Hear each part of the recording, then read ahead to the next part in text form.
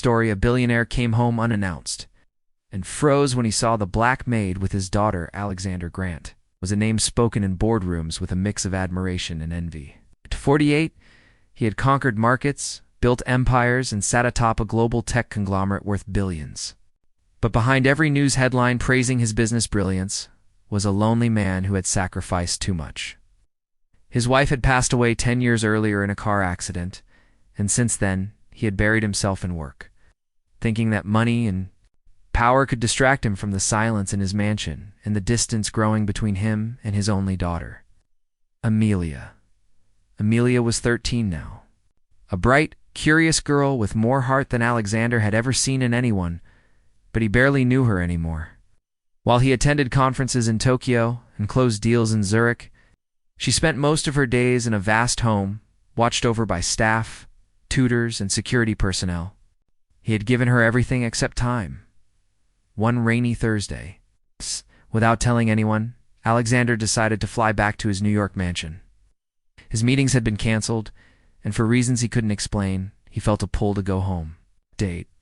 Been 3 months since he'd last seen Amelia in person. His private jet landed quietly, and without alerting the household staff, he took a black SUV to the estate, dismissing his driver before the main gates.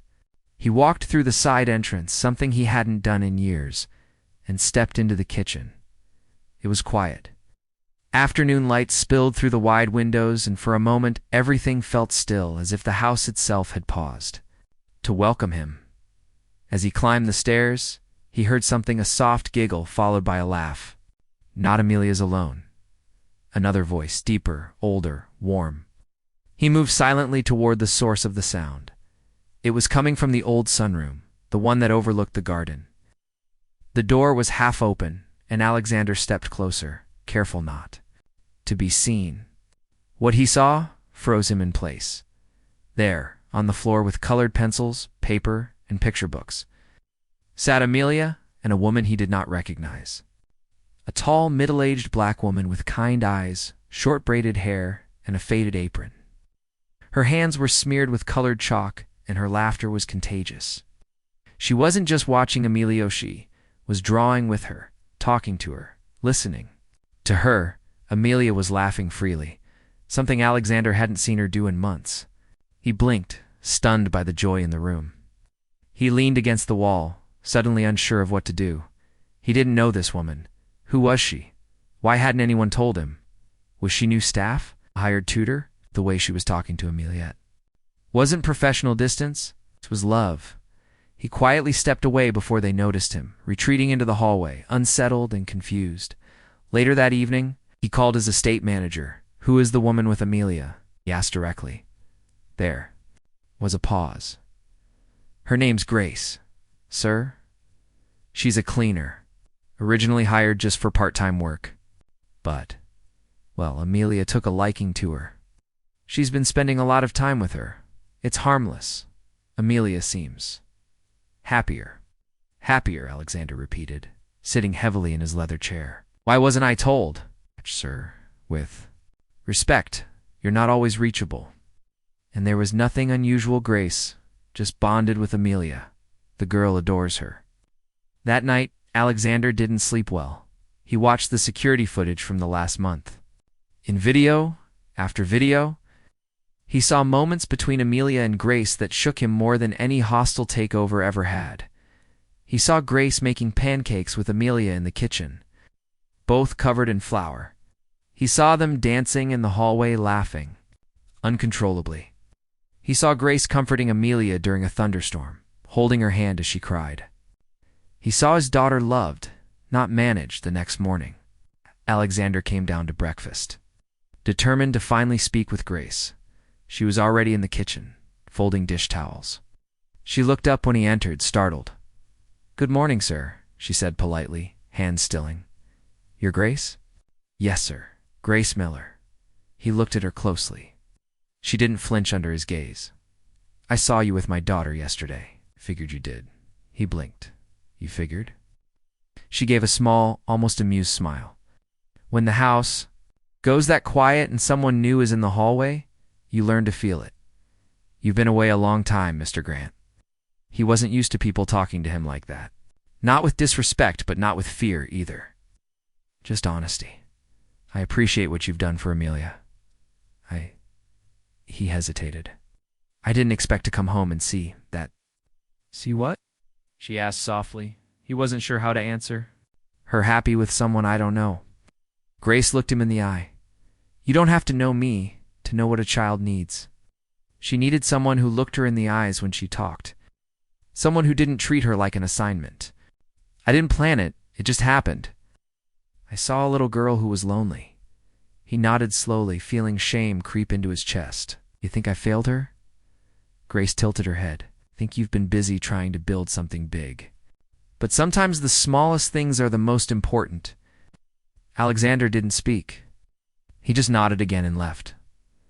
For the next few days, he stayed home, observing quietly. Grace didn't change her behavior around him. She still joked with. Amelia helped her with homework, told her bedtime stories. And Amelia O'Shea lit up in Grace's presence in a way Alexander hadn't seen since her mother died. One afternoon, Amelia approached him, a drawing in her hand. I drew this with Grace, she said proudly, handing him the paper. It was a messy crayon picture of their family, Amelia in the middle, Alexander on one side, and Grace on the other. Alexander felt his throat tighten. She says everyone needs people who listen, Amelia continued. She listens better than anyone. She does, Alexander said quietly. After that, he began joining them in small ways. Watching their games, listening to their conversations, sometimes even sitting at the table while they drew or read aloud. It wasn't easy for him. He had spent years in control, making high-stakes decisions. But here, in his own home, he had no power to force his daughter's joy. He had to earn it. One day, Grace asked him, Would you like to read the story tonight? He looked surprised. Me. Amelia's eyes lit up. Yes, please. He cleared his throat and nodded. That night, for the first time in years, Alexander read aloud to his daughter. Grace sat quietly nearby, smiling. Over time, things began to shift. Grace remained. A cleaner by title, but her role had become something else entirely. A friend, a mentor, guide. Alexander eventually invited her to join their meals, not as staff, but as part of the household. Neighbors whispered, board members raised eyebrows. A billionaire letting his black maid dine with him? Daughter, share opinions on parenting? Alexander didn't care. He had once measured wealth in numbers and titles. Now, he saw it in moments. In Amelia's laughter, in Grace's gentle corrections, in shared dinners and silent understanding. Months passed. On Amelia's 14th birthday, Alexander stood to give a toast. There was a time, he began, when I thought I had everything. But I was wrong. I was missing the most important part of life connection. And I want to thank the two people who brought me back to it. My daughter, for her patience, and Grace for her heart.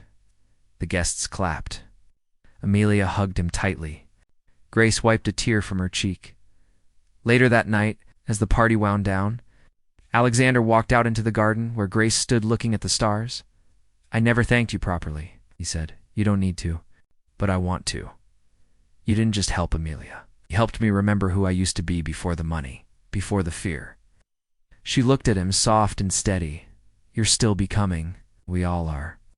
From that day forward, Grace never returned to the title of maid. She became the family's counselor, confidant, and eventually Amelia's godmother in every sense but legal. Alexander knew he could never repay her, but he could honor her. He started a foundation in her, named the Grace Project, providing support for women of color in underprivileged communities to become educators, counselors, and mentors for children like Amelia, because one woman, armed with nothing more than kindness and courage, had stepped into a billionaire's mansion and changed everything.